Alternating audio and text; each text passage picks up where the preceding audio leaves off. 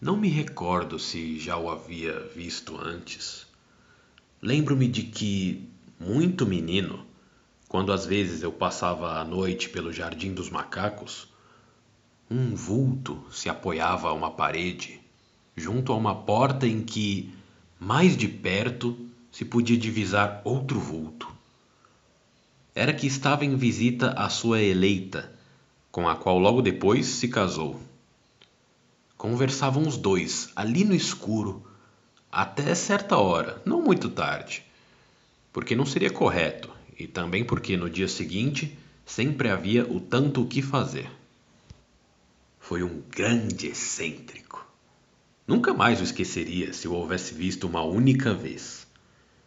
Distinguia-o uma grande, bela, opulenta e bem cuidada cabeleira negra, sobre a qual, naqueles bons domingos, ele costumava pôr um claro panamá ou uma lúcida palheta, e nos dias de semana usava um simples boné de pano. Homem silencioso, manso de fala, de olhar e de gesto. Ele passava por mim como se não visse o menino, a rua, o mundo, e fosse levado pelas imagens e pelas vozes que só ele ouvia sob a sua esplêndida cabeleira negra. Quando se casou, foi morar com a jovem esposa na própria oficina. Ali, entre os pertences e utensílios de celeiro, instalou o seu lar. Éramos então vizinhos, e eu pude acompanhar de perto a sua vida, que através de anos e anos foi sempre a mesma, recolhida, modesta, operosa, invariável, surpreendentemente invariável. A mesma oficina em uma casa de fundos, entre a barbearia, a ferraria e o mercado, para a qual se subia por uma velha e estreita escada de madeira. O mesmo trabalho calmo e incessante, a mesma face decidida e tranquila, a mesma bem cuidada cabeleira negra. Se algumas alterações se processaram, foi como que efeito e obra demorada e natural do tempo. Pouco a pouco, aquele ofício de celeiro evoluiu para o de estofador e o de fabricante de toldos. E também, um após o outro, apareceram os dois meninos, loiros, magrinhos, vivíssimos, que alegravam a oficina e que cresciam e acompanhavam o pai por toda parte, ajudando-o quando não estavam na escola. Eram como dois pequeninos aprendizes, aplicados em imitar tudo e em aprender em tudo o exemplo paterno. Um bom, um singular e incansável exemplo. Ele continuava um excêntrico, mas a sua maior excentricidade era esse aferrado e absoluto amor ao trabalho. A aplicação integral de todo o seu ser e de todo o seu tempo às coisas e obrigações do seu ofício. Ultimamente já não o via mais com as suas roupas de domingo, tão apuradas e limpas. O macacão de trabalho passou a ser o seu traje de todos os dias, que se assemelhava a um hábito com a qual houvesse professado nos sacramentos e na ordem do proletário. E quando muitas vezes agora, pelas caladas da noite, o encontrava na rua, estava sempre sozinho com sua escada à frente de alguma loja, montando ou consertando um toldo, enquanto a cidade descansava e dormia. Não era a necessidade que o forçava a tanto. Era a sua irresistível vocação operária, a sua têmpera de artesão, a sua alegria de homem livre, mergulhando em um mundo onde ele era o único habitante. Um reino regido por suas mãos que não conheciam canseiras nem relógios. Tinha a impressão de que o trabalho para ele era como a poesia, como a música, uma ocupação lúdica, um insubstituível prazer do corpo e da alma, um imutável destino. Parecia-me que ele se despojava de tudo, renunciava a tudo para ser em todos os momentos a encarnação total do seu ofício. Muitas vezes eu tive a ocasião de subir a escada de madeira que levava à oficina onde o par sonhador do Largo dos Macacos construíra o seu ninho. Também não se sabia se era um lar ou um simples ateliê. Tanto ali ambas as coisas confraternizavam, repartindo igualmente os móveis e as ferramentas, a honra de se misturarem e de aparecerem juntos dentro de casa. Eu só encontrava no velho ninho o casal de eternos namorados.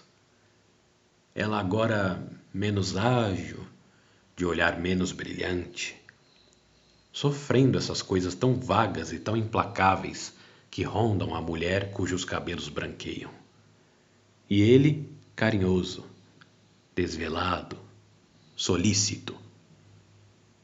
Eram ambos de duas grandes e excelentes famílias, onde se contavam nomes ilustres. Isso, no entanto, parecia não importar-lhes. Bastavam-se os dois naquele modesto alto da escada. Bastava a presença ou apenas a lembrança dos filhos, que abriam seus próprios caminhos e se tornavam dois homens de bem. O Clark servindo no exército e o Ari na sua pequena indústria. Foi quando a hipertensão e a uremia vieram mudar as cenas daquele antigo e tímido romance, retirando da história uma das personagens. Morria a velha companheira de tantos anos da mesma luta, do mesmo convívio, da mesma pequena e tranquila oficina. E a sua face na morte era a mesma face que nas noites de noivado se voltava para a luz das estrelas. Apenas agora se fechava para sempre nas pequeninas noites que havia aos fundos de seus olhos, fazendo uma só noite maior do que todas as outras, sob a branca nuvem de seus cabelos. Aí deve ter começado também a morte do meu amigo Florestan Bressani. Digo deve porque ele nunca me disse uma única palavra a esse respeito. Sempre discreto, sempre reservado, quase ao exagero. Nem houve, aparentemente, em toda a sua conduta, o menor sinal de que o golpe o havia ferido como feriu. Ele continuou no seu macacão e no seu boné de pano, em seu trabalho silencioso, ativo e sem horas, como fora antes. Vendo-o, não me ocorria associar a ideia de morte à pessoa dele. Tão extraordinária a sua comunhão com o seu ofício. Tão difícil era vê-lo atuando ou exprimindo-se fora da castidade ou da pureza mecânica do seu labor, que eu não pensava nele como uma contingência humana, e sim como uma perenidade e símbolo da ação humana. Ou talvez como máquina, como ferramenta, com todo o bom significado que existe nessas coisas. Tanto ele concentrava-se a força, a inocência imanente das ferramentas e das máquinas. Podia ter notado que sua farta, negra e reluzente cabeleira já não tinha nada dessas belas coisas de antigamente, e que sua face murchava e empalidecia. Porém eu não notava. Esses fenômenos como que nada significavam ante a sua vitalidade, a sua inalterável constância no trabalho. Isso é que meus olhos o engrandecia, o perenizava e o fazia um admirável excêntrico. Porque o trabalho não tem mais os seus santos e os seus heróis. Subiu ao governo, está descansando em códigos e institutos com burocratas e capitalistas.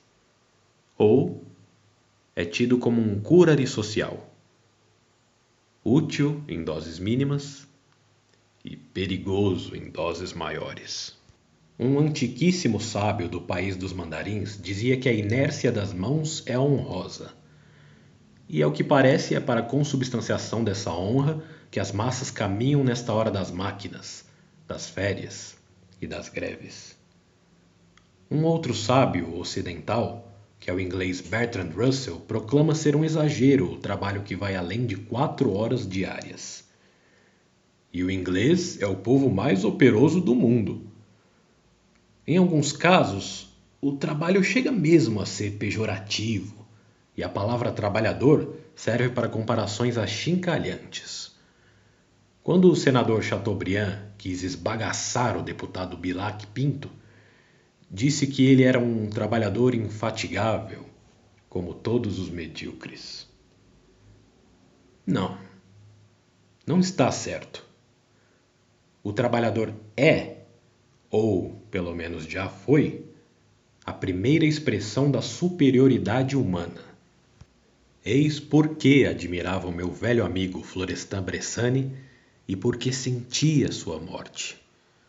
Não como se poderia sentir a falta de uma criatura, mas como se deve sentir o desaparecimento de um mestre que, sem aposentar-se, foi até o fim, ensinando a sua viva e edificadora lição de todos os dias.